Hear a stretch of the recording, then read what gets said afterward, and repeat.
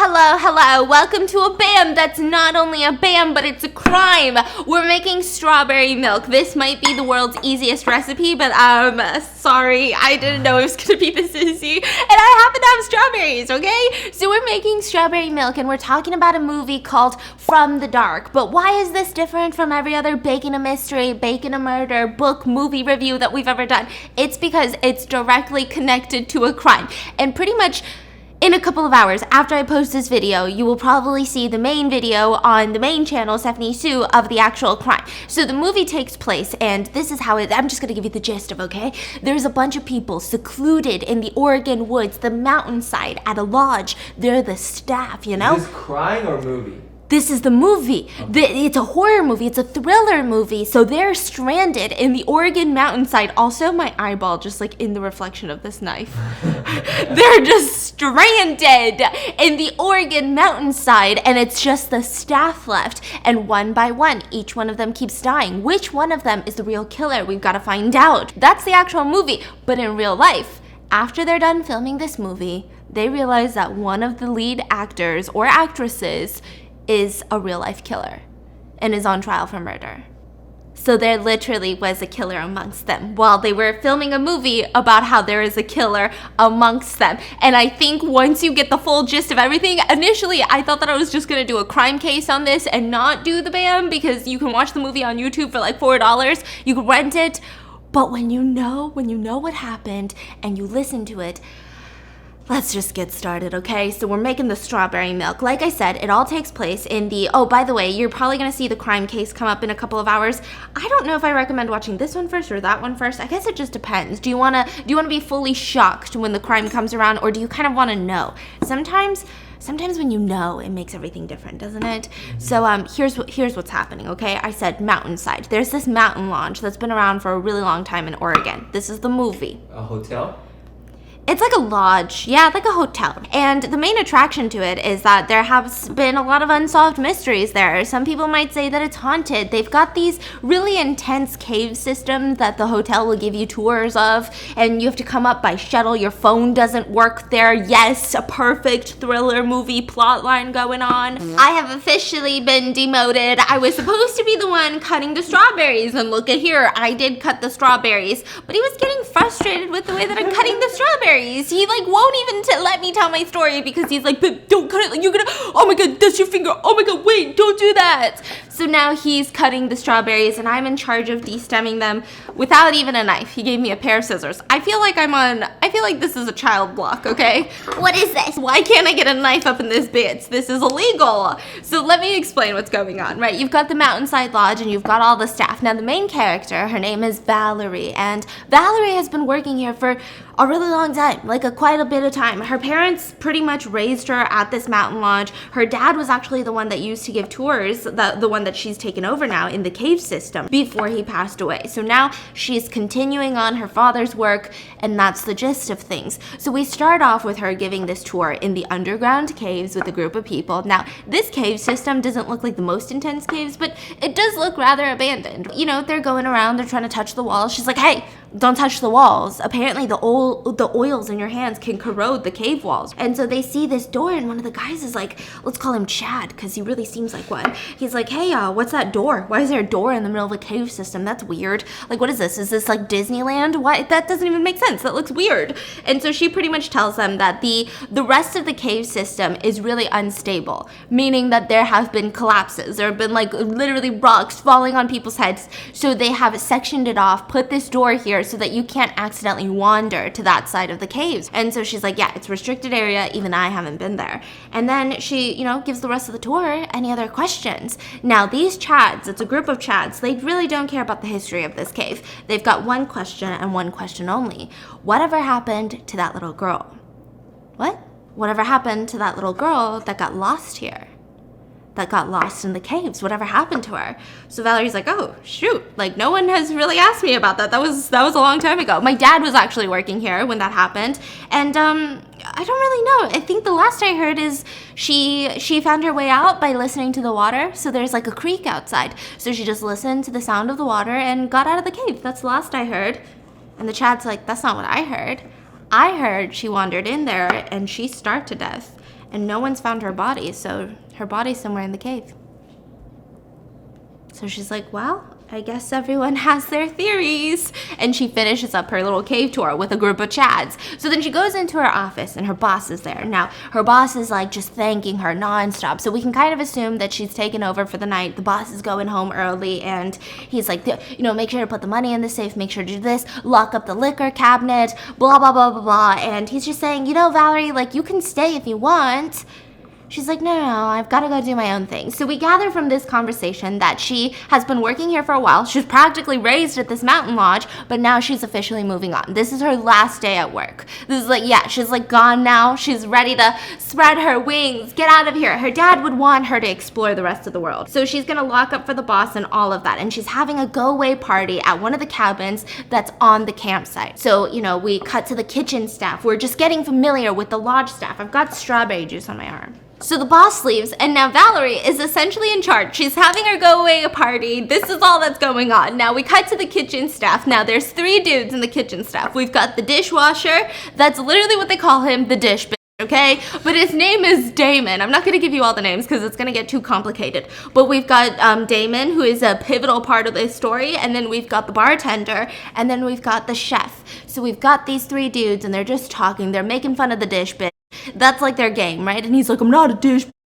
And they start hanging out, and then all of a sudden the electricity cuts off, and the chef is just complaining the whole time. I mean, this place is absolutely falling apart. This is like the 3rd time that's happened. You know what I heard? I heard that the electricity is going off in the lights in the caves. Straight up, like Valerie has been giving tours just tripping over rocks because the lights will go off. It's so dangerous. I mean, good thing that this place is kind of, shutting down for the next month so that they can finally fix this shit. They're doing these massive renovations. So for the next month, now, they're setting up a plot. There's going to be there's no hotel guests. They've kicked everyone out. No staff, because for the next month, they're renovating the place. You get it? So it's going to be completely empty tonight. That's what we're gathering from this. And so then we cut back to Valerie doing all of her closing shift duties, putting money in the safe. There's a gun in the safe. We'll get to that later. You always know we'll get to that, okay? And then she starts looking around. She looks out the window. She's just enjoying the view of the mountain lodge, and she sees the groundskeeper, his name is Leon, the groundskeeper, and she waves at him. And he's just really about her. Like, he doesn't wave back. He doesn't seem to like her. So there's just all of this weird vibes and tensions going on. And then she runs into her good coworker by the name of Diane. And she's like, well, Diane, what's going on? Like, are you going to come to my getting away party? Like, my going away party? You should come. It's going to be so fun. But Diane's like, no. I'm just really stressed right now. Like, I don't really want to do that. When my husband was leaving today, because apparently her husband works at the lodge, I couldn't find my phone. So I used his phone to call my phone, and I saw a text message from the new housekeeper, Gwen, that says, thanks for last night, with a smiley face.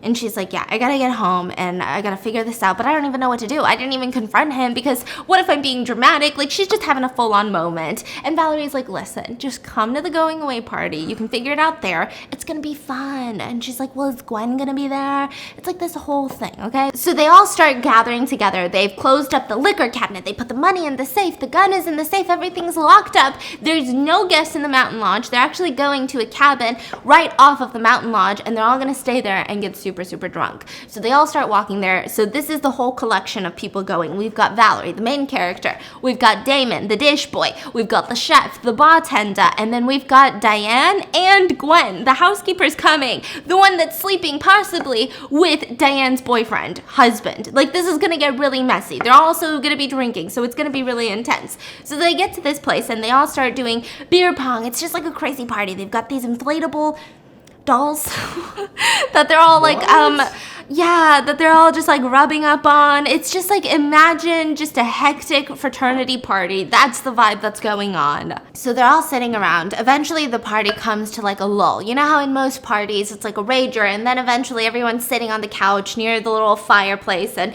they're just talking, and the groundskeeper Leon becomes the main topic because he actually lives on the grounds of the mountain lodge. So he's the only other person, but he's not at the cabin. Like, he's in his own little space, like his own little mini cabin, right? He's not at the party? No, he's not at the party. He wasn't invited. And so they talk about him and they're like, don't you guys think that he's really creepy? I've always been creeped out about the groundskeeper. I mean, there's something about him. Did you know he went to prison? Did you know that? They're like, wait, what? Yeah, but I heard it was like for self-defense or something. I think that he went to prison for that. Okay, so this is how the story goes, allegedly. Apparently, Leon was walking down the street when a man jumped out of the woods and just tried to like attack him. So he pulled out his knife and stabbed him to death. Wait, that doesn't make any sense. If the man attacked him, then why would he even go to prison? Because wasn't he just defending himself? Well, that's the point. There's no evidence that the man attacked him. You just had Leon with a bloody knife with blood all over himself and a dead body. So no one really knew. But yeah, I heard he did like 8 years in prison for that. Creepy, I'm telling you, he's bad news. I can't believe they hired him here. Well, I heard his like dad was the groundskeeper before him. I don't know, something like that. So this is when, Damon and Valerie. So these are all the tensions. I'm gonna give you the breakdown of this little circle. We've got Diane and Gwen who hate each other because allegedly Gwen is trying to or is successfully sleeping with Diane's husband. And then we have Valerie and the dish boy Damon who are into each other. They're like just sitting next to each other, flirting the whole time. And everyone is so freaked out about the groundskeeper except for Valerie and Damon. Damon being the dish boy, she's like, I think we should hang out with him. I think that this is messed up that we're having this party. He can probably hear us having a rager, and he's not invited. All in favor of hanging out with the groundskeeper. I can go to his trailer and I can invite him over and it'll be fun, right? And all of the other people are like, no, I'm not doing it. And Valerie was like, yeah, we should invite him. It's my last day. He seems nice. And we don't really know what happened in prison. Like, we don't know why he went to prison. We shouldn't judge him. This also is a dark muscovado sugar. I think it's a little bit different from brown sugar. It's more dense, I think. I know that they use this in boba teas. So I'm gonna do about maybe 2 scoops of it. So they take a little vote and it ends up being that they wanna go get the groundskeeper. So Damon is like, you know what, I'm gonna go find him. They're like, are you sure? You're like, no, are you gonna get lost? No, it's good. So he starts walking in the middle of the night to the groundskeeper's trailer to go get him to bring him back to the party. Meanwhile, everyone at the cabin is still raging forward. They're playing beer pong still, but it's more in like a quiet way. There's no crazy music in the background. And that is when Gwen starts making fun of Diane. She's super drunk. And she starts making fun of the fact that Diane, she believes in ghosts. And Diane's like, you don't know what I've been through here. And Gwen's like, okay, sure. You're literally the only person that thinks that room is haunted. Wait, so Gwen is the one that's a home wreck in the relationship. The new girl. Audacity. Yeah, the audacity. And she's just straight up like, yeah, are you sure it wasn't an imaginary friend you saw in that hotel room? So the insinuation is that one of the rooms inside of this mountain lodge is rumored to have a ghost. And maybe Diane has seen it, right? And she says, you don't understand. You don't understand what I've been through in that room. And a physical altercation starts coming out. The 2 girls go at it together and they get broken up. They're like, hey, hey, hey, right? And eventually Gwen goes back to the to the mountain lodge. Diane goes back to the mountain lodge. So again, we have 2 more people leaving the cabin.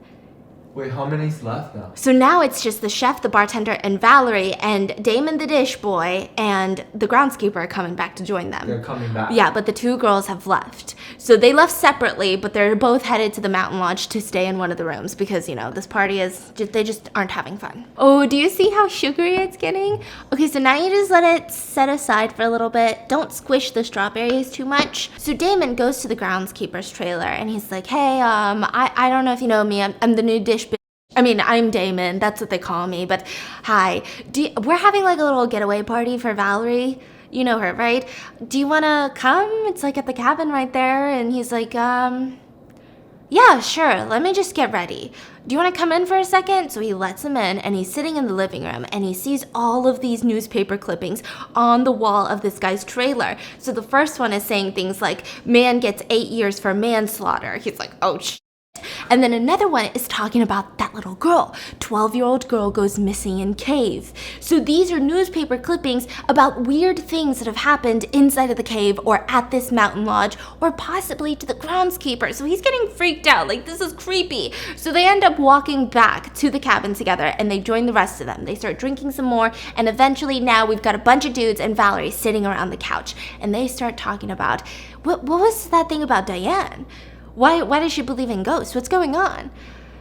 Okay, so Valerie's like, it's an interesting story. So years ago, there was this woman who came on a honeymoon with her husband, and she was staying in room 402. Now, when she walked in, she saw her husband having an affair with the maid, like literally full on in their honeymoon bed, just like doing the maid. So now this is where the story gets a little bit weird. There's variations where she ended up hanging herself in the closet, the guest. There's variations that she threw the maid out the window, the 4th floor window, and then when she realized that she just killed someone, she threw herself out the window. There's another variation that she just jumped out the window to her death, but the whole theory is that she's still there, that she's roaming the hallways on the 4th floor, and she's a relatively nice ghost. Like, the people that have claimed to see her, I mean, they think that she's a really nice person, but she's really mean to people who don't believe her story. So people try not to get onto the 4th floor. They try not to, like, book a room there if you're scared of stuff like this. And then Leon, the groundskeeper, says, I've got a better story. That's not the weirdest stuff that's happened here.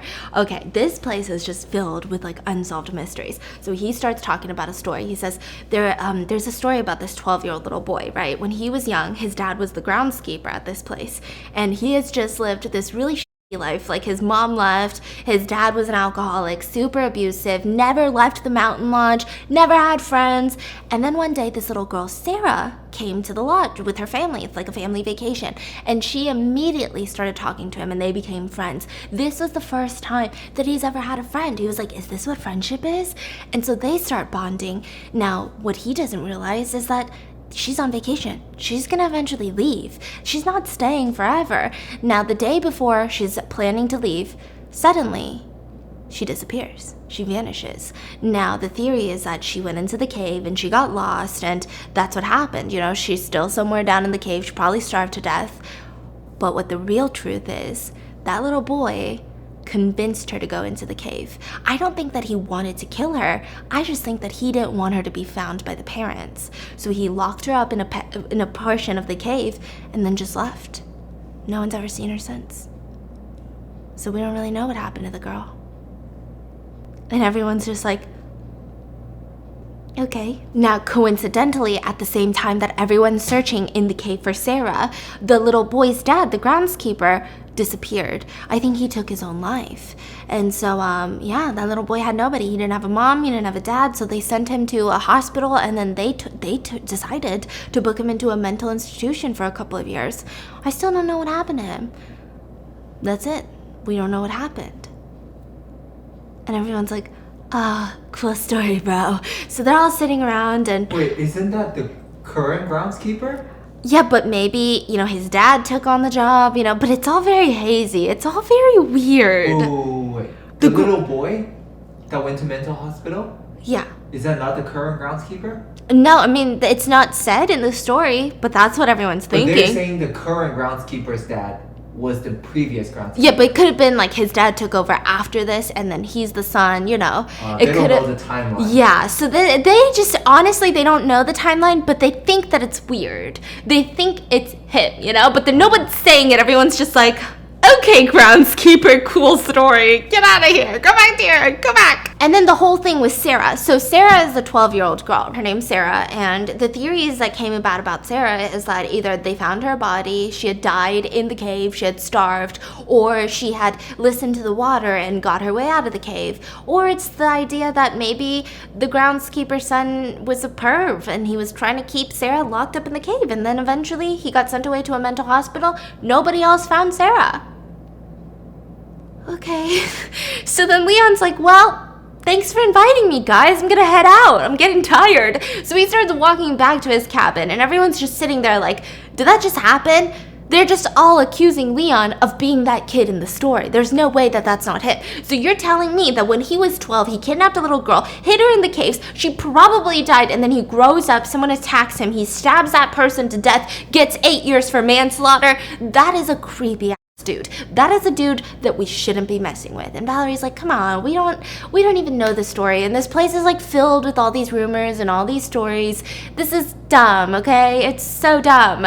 So she's like, ignore it. So the other guys are like, well, we're gonna go to sleep. So her and the dish boy, they're the only ones. They decide that they're gonna stay up and just, chit chat because they're into each other. What is sleep when you have pure romance? So we've got the bartender taking a room, we've got the chef sleeping on the couch with an inflatable inflatable doll that he's now named Judy.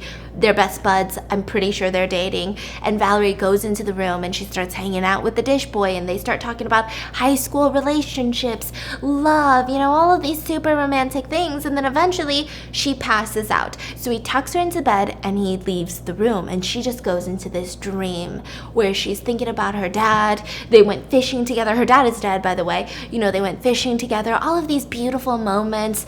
And then she wakes up because she hears the sound of glass breaking, glass shattering, possibly like a window. So she freaks out, goes to the light switch and tries to turn it on, but the electricity is out. So she grabs her phone, turns on the flashlight, and she starts going down the stairs, where she runs straight into Damon, the dish boy. So she runs into Damon and she's like, oh my God, what are you doing? And he's like, well, I heard the noise too. So then the other two guys wake up and they're like, what was that? So they're like, oh my God, we're all gonna get fired. We're all gonna lose our jobs, and we're never gonna get someone's breaking into the lodge. Someone's probably breaking into the office to try to get into the safe at the lodge. We gotta go. So they grab their little flashlights and they're like, let's catch this little home invader, right? They're running. So it's the chef, it's 3 dudes and Valerie. It's all the regular dudes. The groundskeeper's in his thing, and then the 2 girls are at the lodge. So it's just 3 dudes and Valerie, and they start running towards the lodge with their flashlights on, and then Valerie stops and they run into her, because they weren't really looking at her. They were just looking around, seeing what's going on. They run into her and she starts screaming. And on the ground are the 2 stabbed bodies of Diane and Gwen. Now, I want to say in the movie that the acting was interesting, because that wasn't the reaction that I would have if I saw 2 dead, stabbed bodies. They were just like, what do we do now? I'm like, I would be crying, What do you mean? You just go into solution mode?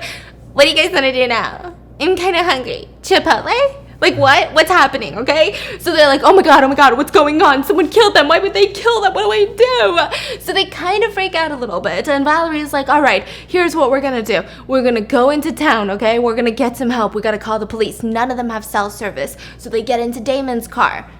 The car won't start. He's like, all right, something's wrong with my car. We got to get into your car. So they get into the other dude's car. It won't start. So they're like, what the fuck's going on? So they get into the next car. And it won't start. So he's like, pop the hood. So they all pop the hoods of their car, and it seems that someone has tampered with their cars.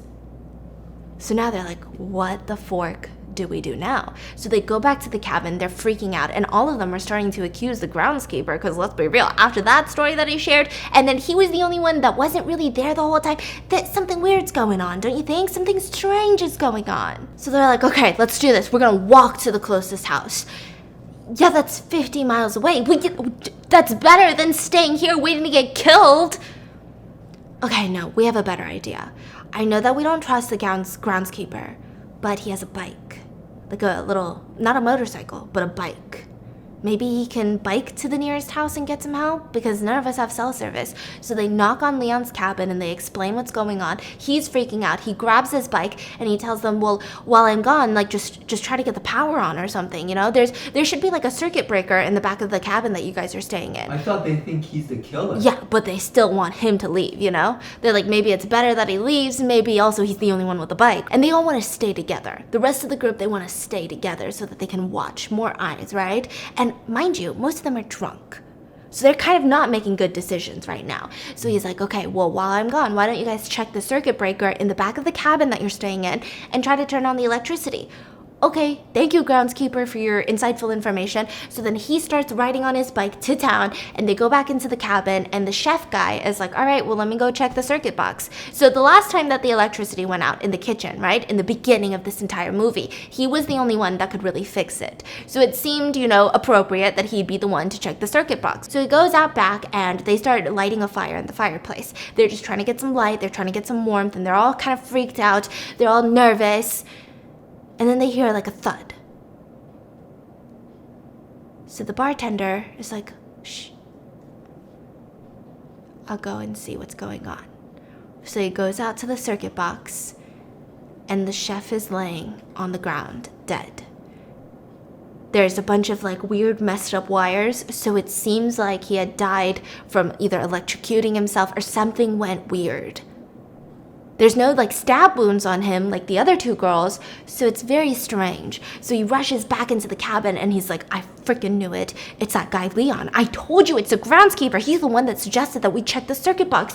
What are we gonna do? He's probably not even going into town. Where do you think he is right now? He's probably still on the grounds. What do we do? Like, he's freaking out. Now, mind you, the bartender is probably the drunkest out of everyone. So they start, accusing the groundskeeper of killing the chef guy, Valerie, and it's like, calm down. We don't even know that it's him. We don't know who it is. Let's just, maybe it's none of us. Maybe it's someone different. Maybe someone snuck onto the grounds. That wouldn't be bizarre.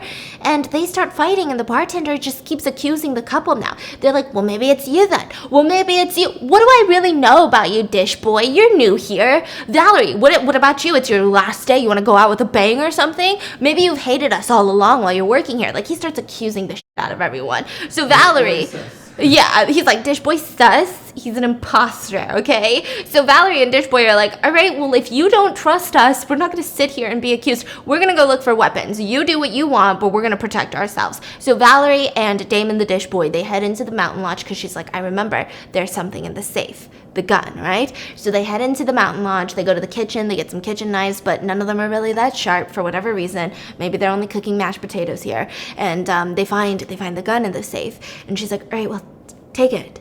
He's like, no, you take it. I can try to fight, but you take it. You gotta keep it with you just in case. Here, and then he puts it in the back waistband of her, jeans. And she's like, I don't even know how to use this. This is all pertinent later. She's like, I don't even know how to use this. And he's like, it's okay. Let's go. So they start going, and she's like, wait, the backup generator. I know where it is. Why don't you go back, make sure the bartender's not dead, and make sure that he's, maybe not killing anyone. I'm going to go check the backup generator. I'll be fine. I've got the gun, and I'm going to try to turn it on. So he heads back to the cabin, and Valerie goes, I don't know, And she goes to the backup generator, and she starts messing around with it, and it doesn't look like it's going to turn on anytime soon. So you just want these glass cups. I'm going to use this one first. These, they used to be kimchi jars. So you just want to plop the strawberries in there. They're like little bobas, So Damon goes back to the cabin to check up on the bartender, and now Valerie and Leon are doing their own thing, okay? So they're the only ones that are in the cabin. And the bartender, like I said, he's still drinking. I don't know why. Okay, he's still down in his whiskey, and he keeps accusing Leon. And the dude's like, why would he be the killer? He's going into town to help us right now. And even if it is, we just have to wait till the morning. There's going to be help that comes. It's going to be fine. And this is when the bartender just full on turns on him. He's like, you know that it's him, and you're in cahoots with him. What are you guys planning? Are you guys planning something? Is this for money or something? You're new, and you're the one that wanted to hang out with the groundskeeper. Why would you want him around? You don't even know him. Unless you do. So he's like, I don't know what your deal is. Let's just wait until Valerie gets back. Jeez, it's all the drinking that you're doing. And he tries to take the whiskey bottle away from him, but the bartender won't allow it. So suddenly there's a knock on the door, and it's Leon. And he's all bloodied up. And he's pissed. And he looks at the two boys, and he's like, who the f*** did it? They're like, what are you talking about? Who the f*** did this? I don't understand what you're talking about. Someone cut my brake lines on my bike. I'm trying to ride to town for you guys. I didn't even want to go to town, and I come across this little hilltop that I didn't notice, and I go press my brakes, and guess what? My brake lines are cut, so I just ride off this little hill. And his arm is all gashed up, and it's all bloody, and he's just accusing the two guys. What sick, twisted prank is this? Like, who did this? And then, the bartender's accusing him, and it just becomes this absolute show. And Damon is the dish boy is like the one trying to break them apart. Like, stop fighting. We just have to get till morning. It's gonna be okay. And so Damon starts kind of helping him with his wounds while, the bartender is sitting across the living room just yelling at him still, like, oh, you're so guilty, you're the nasty one, you're the guy in the story, blah, blah, blah. And he's like, what are you talking about? You're a freaking idiot. I don't even care what you have to say. All I'm trying to do is stay alive. I don't care if you like me. I don't care if you hate me. That's pretty much what the groundskeeper is saying. He's like, haters be hating. And the bartender is like, well, why did you even go to prison then, huh? Why did you go to prison? So he's like, what? That has nothing to do with anything. Okay, you want to know why I went to prison? I went to prison because I went to a bar. I met a girl at a bar. I sat down next to her. She told me that no one was sitting there, and we start talking. Then I decide, you know what? She is cute. She's nice. But I decide to go to the bathroom because I drank a lot of whiskey. Turns out that girl had a boyfriend on the other side of the bar, and he was drunk. He was pissed. So he follows me into the bathroom, and he starts punching me. And then the girlfriend walks into the bathroom, and he goes up to her and starts choking her. So yeah, I had a pocket knife, and I stabbed him, and he ended up dying, okay? So I got 8 years for manslaughter. Because what? I hit on a girl at a bar. Well, how do we even know that's true? Maybe you weren't even hitting on the girl. He's like, I don't care if you don't believe me. So they start standing up and they start getting into a physical altercation. Honestly, the only thing that this movie has taught me is that, yeah, guys are emotional. You know what I mean? Like, so far it seems like the girls are the ones, like, put together. She's like, let me go check out the backup generator. And then the guys are like, you're the one killing people. I gotta kill you. Get it together.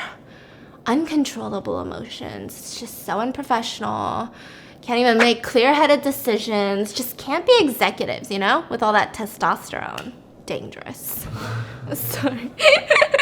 So then a huge fight breaks out, and the bartender smashes an empty whiskey bottle onto Leon's head, and they start hustling and tussling, just full on trying to kill each other. And in the process, somehow Dish Boy gets knocked down. He gets knocked out, unconscious. Okay, I don't know how.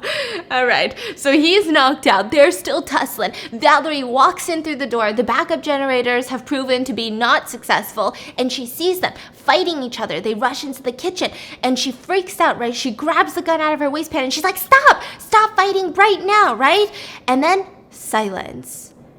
And she grabs her phone flashlight and shines it into the kitchen area, and she sees the groundskeeper standing over the bartender's body, and he has his throat slit. The bartender, and he's dying on the ground. And she's pointing the gun at him, and she's like, why would you do that? Calm down, Valerie, please. Calm down. You saw what happened. He was attacking me. He smashed a bottle on my head. Please, calm down, Valerie. He was attacking me. You saw that, right? I didn't know what else to do. He was trying to kill me, Valerie. And she shoots the gun and kills him. This is gonna be so eerie. All of this is gonna be so eerie later. This whole story is gonna be so weird once you know the crime. So she shoots him and he dies on the ground. And she rushes over. Damon, the dish boy, wakes up. He rushes to the two guys. They start trying to give CPR, but I mean, both of them are pretty much dead. And she's just screaming, what do I do? What do I do? What do I do? And he's like, okay, we gotta get out of here. I know a place. So the dish boy gets her to the cave. And he's like, unlock it. We gotta just wait in here. We have to wait till the morning. The renovation team is coming in the morning. At least in the cave, no one's gonna expect us here. We can lock the cave. No one knows how to get through the caves better than you do. So we gotta wait. We just gotta stay in here until the police come. Why? And she's like, what? Well, what if it's not one of us? What if it's someone else? We don't know, Valerie. I don't know what to do. I'm just freaking out. We just keep dying. Everyone's dying. So she's like, okay, that makes sense. So she unlocks the cave, like there's like a bars, like cage, like a fence, right? So she unlocks that with a padlock. They get in, she locks it behind her, and he's rushing through the caves, and he's like, okay, we gotta get in through this door. She's like, the restricted door? Why? I've never even been down there, because that's the last place people will come looking. No one's gonna come in there. It's too dangerous. That's the safest place, and then this door is gonna hide us from everything. I don't really wanna go in there. Valerie, do you trust me? We gotta go. Okay, so they go in there, and then he drags her deeper into the cave. He's like, come on, we gotta keep going. We can't just stand by the door. So she's like, I don't feel good about this. Like, I don't like this. I get a little claustrophobic. And he's like, come on, it's okay. So he grabs her by the hand, and they start rushing deeper into the cave. And then eventually they stop, and she's begging him, like, can we just stop here, please? Okay, now we're gonna do 1 part heavy cream with 4 parts milk, and I'm lactose intolerant, so what am I really doing with my life, okay? So they go deeper into the cave, and they stop, and he's like, you need to trust me, Valerie, it's gonna be okay. What are you even most scared of? Because nothing bad's gonna happen, we're safe now. And she's like, I'm scared that I'm never gonna be able to go home, like, never live my life, you know, I don't wanna die. She's freaking out. And he says, it's okay. Don't be scared, Sarah, I'm here. And so this is when she realizes it's the dish boy. The dish boy was the groundskeeper's son, and he was in a mental institution. He got out, and then he applied to work here. Sarah is in the cave? Sarah is the 12-year-old girl that he kidnapped in the cave years before all of this. And she's still in there? No, he's calling Valerie Sarah. Oh. So she's freaking out and she starts crying. He's like, no, it's okay. It's okay. Nothing's gonna happen to you here. Nothing's gonna happen. Do you see how pretty that is? So we get a flashback at this point, you know, after we find out that the dish boy is the groundskeeper's son. We get a flashback to him as a young kid, the weekend when Sarah disappeared. So we kind of assumed that the main groundskeeper, his dad, was, you know, he was abusive, he was an alcoholic. We got that initially from the beginning of the story, right? But turns out the reason that he went missing and the reason that he had no parents and he had to be taken to foster care and then eventually a mental institution is because his dad actually took him into the middle of the woods right before Sarah was kidnapped. And he kept saying, you're the reason that mom left. You're the reason that my wife and your mom left. You're the reason because you're an idiot. And just like berating him, just, you know, verbally super abusive. And then, you know, the kid's just saying, I just want to go home. Like, can we just go back home? And the dad says, yeah, well, you can go home, but not with me. And just shoots himself in front of his own kid, who's like 12 years old. So then he ends up kidnapping Sarah that same weekend, and then they can't find her. They assume it's him, but they have no proof, so they take him to foster care and then eventually to a mental institution. And so Valerie's like, oh my God, I didn't know that. So he's telling Valerie all of this. And she's like, it's okay, well, you're gonna be better now. You're not like your dad. I heard Sarah got out. I heard maybe we can leave and find Sarah. Maybe we can leave and get married, you know, we can do whatever you want. And he's like, no. And she's like, I just want to go home. And he reaches behind her, grabs the gun in her waistpants, like the waistband. And she's like, please, I just want to go home. And he says, you can go home, but not with me, Sarah. And he takes his own life in the cave. What? So now she's freaking out, you know, because that's a really traumatic thing to witness. And she's panicked. Well, I think I could just eyeball this. Huh. So Valerie starts freaking out because she's really deep in this cave. She just saw this really traumatic thing happen. And eventually she starts getting flashbacks to her dad. She has a flashback where her dad and her go fishing, and he tells her that he thinks that little girl is going to get out of the cave. Because all you have to do, I mean, it's tricky, but the caves, all you have to do is listen for the water. The stream outside, and you can get out of the cave. So she calms down, and she listens for the water, and eventually she gets out of the cave, the police pull up, and that's it. That's the end of the scene. The end of the movie. And then immediately the credits come up. And I just thought that was so eerie because there was a name in the credits that is now on trial for murder. Wait. What? I just had a straight shot of heavy cream. You're gonna have diarrhea. Why did we do heavy cream? We should have just done regular milk, no? I like it. Really? It's yummy. It's really cute looking. It's really simple, but some Nesquik would have been fine. Just some good old Nesquik, okay? That's it. That's the end credits. Then the cast members pull up their names, and this is the end of the movie. This was all filmed, and then all of them find out that one of the cast members was literally awaiting a murder trial. Can you tell us which one?